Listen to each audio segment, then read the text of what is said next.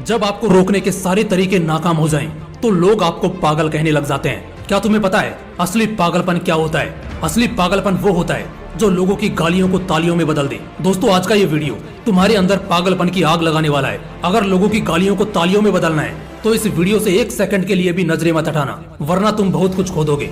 आज मैं तुमसे वो काम करवाऊंगा जिस काम को करने से तुम्हारी रूह कांपती है। आज मैं तुम्हें वो सोचने पर मजबूर करूंगा जिसे सोच सोच कर न जाने तुम अपना कितना समय बर्बाद कर देते हो, और इतना जिद्दी बनाऊंगा कि कोई भी तुम्हें झुका ना सके। लेकिन इस सब के लिए तुम्हें पागल बनना होगा। एक लाइन में कहा जाए तो हाँ, मैं आज तुम्हें पागल बनाऊंगा। वो पागल नहीं जिसे तुम मरीज के तौर पर देखते हो। मैं तुम्हारे अंदर उस पागलपन को जगाऊंगा जो तुम्हें इस दुनिया के फैसले के खिलाफ जाने का साहस देगा। एक ऐसा पागलपन जिसमें ना नींद की चिंता होती है, ना सुख का लोभ होता है, ना माया भटकाती है, और ना किसी का साया साथ देता है। एक सरफिरे मुसाफिर की तरह तुम्हें जिंदा दिल बनना होगा, एक इतिहास रचना होगा। क्या तुमने कभी किसी पागल इंसान को सड़क पर चलते या अस्पताल में फिरते देखा है? उस पागल इंसान को जब तुम देखते हो तब तुम्हारे दिमाग में क्या सोचता है? बेशक तुम उसे देखकर उससे दूर हो जाते होंगे।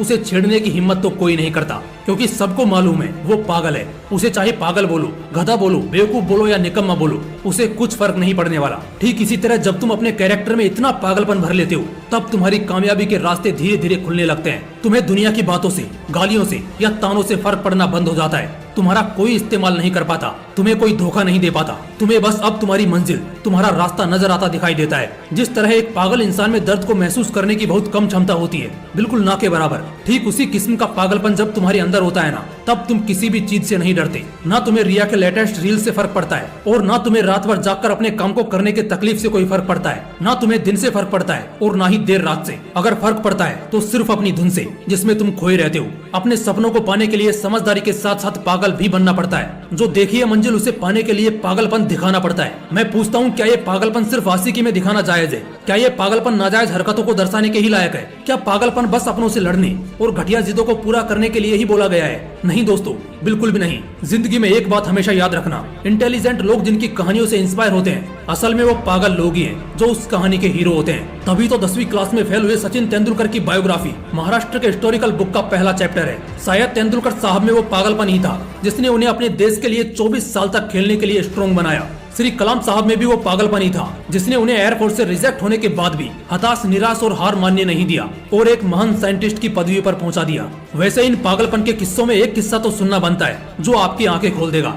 एक लड़का जिसे फुटबॉल का बड़ा शौक था, उसे एक दिन बहुत बड़ा फुटबॉलर बनना था, लेकिन वो दिल की बीमारी और पैर की कमजोरी से परेशान था। और जैसा कई सक्सेसफुल लोगों के साथ हुआ था, वैसे ही इसे भी डॉक्टर ने साफ कह दिया था कि ये लड़का कभी भी फील्ड पर नहीं उतर पाएगा, और अगर ऐसा हुआ तो ये मर जाएगा। लेकिन उस पागल लड़के को क्या फर्क पड़ने वाला था? डॉक्टर की बातें उस पर बेअसर हो गई। उस लड़के ने अपने दिल का ऑपरेशन कराया और फिर उतरा मैदान पर, और फुटबॉल के इतिहास को ही बदल कर रख दिया। और आज वो लड़का दुनिया का सबसे हाईएस्ट पेड एथलीट है। मैं बात कर रहा हूँ फुटबॉल के लेजेंड लियोनेल मेसी की, जिसकी दीवान की दुनिया में इस कदर है कि फुटबॉल के डाई हार्ड फैंस इन्हें भगवान मानते हैं। अगर इन सभी में वो पागलपन, वो जिद नहीं होती, अगर इन्हें भी लोगों की बातों से फर्क पड़ना शुरू हो जाता, तो शायद आज ये लाखों करोड़ों लोगों की इंस्पिरेशन नहीं होते।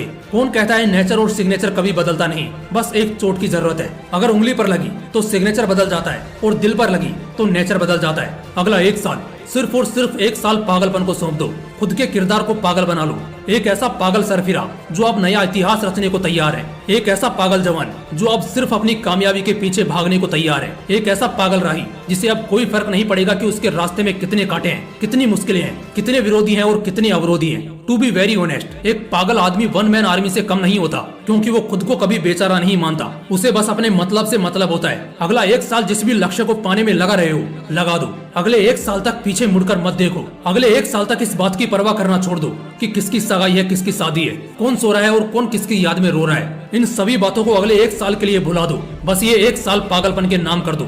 शायद इस एक साल के बीत जाने के बाद तुम्हारे अगले 100 साल सुधर जाएं। शायद इस एक साल के पागलपन वाली मेहनत और शिद्दत तुम्हें इतना कामयाब कर दे कि गालियां देने वाले भी तुम्हारे लिए तालियां बजाने को मजबूर हो जाएं।